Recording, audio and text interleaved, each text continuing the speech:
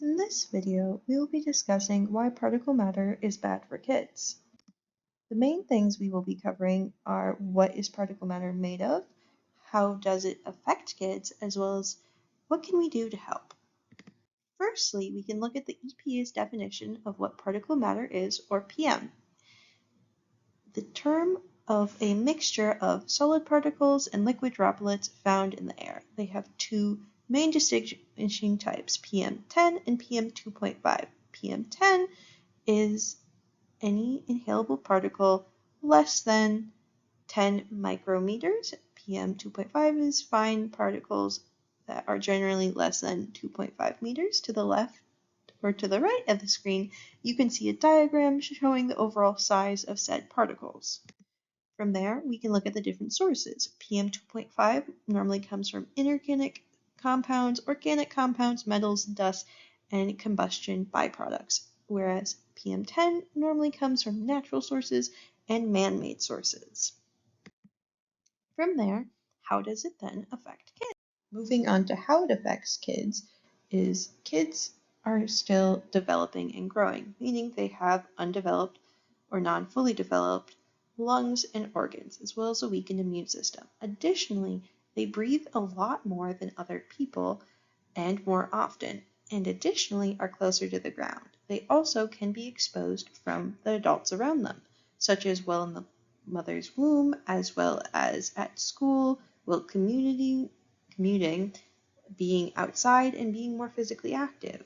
This can lead to health issues from it, such as lower birth rates, asthma, risks of respiratory infection, and upper respiratory infections, as well as the development of allergies.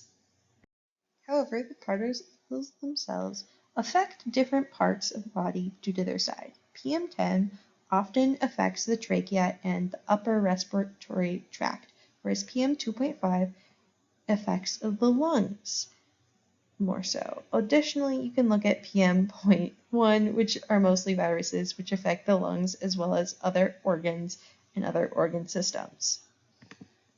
From there, we can also look at the health effects that each have. For PM2.5, their short-term health effects are respiratory irritation, worsening of existing conditions, and reduced lung functions. For long-term, they have reduced lung growth, increased risk of asthma and heart disease, as well as impaired brain development and increased risk of chronic diseases such as kidney disease, as well as an increased susceptibility to respiratory illnesses.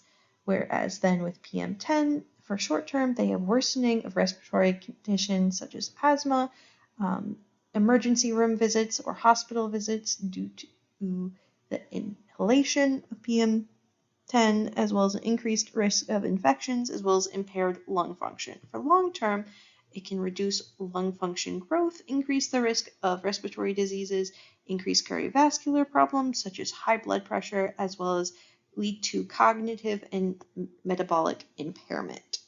Well, what can we do about this matter? Well, you could use air purifiers, which is a multi-filter system to remove air particles from, PM particles from the air.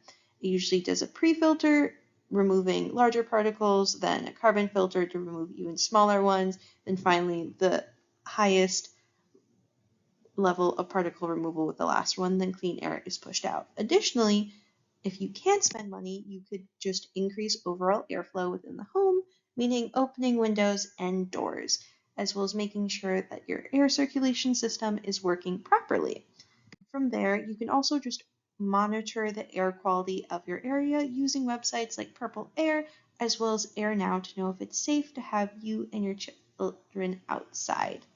Well, here are the sources you can use if you'd like to learn any further information, and thank you for watching.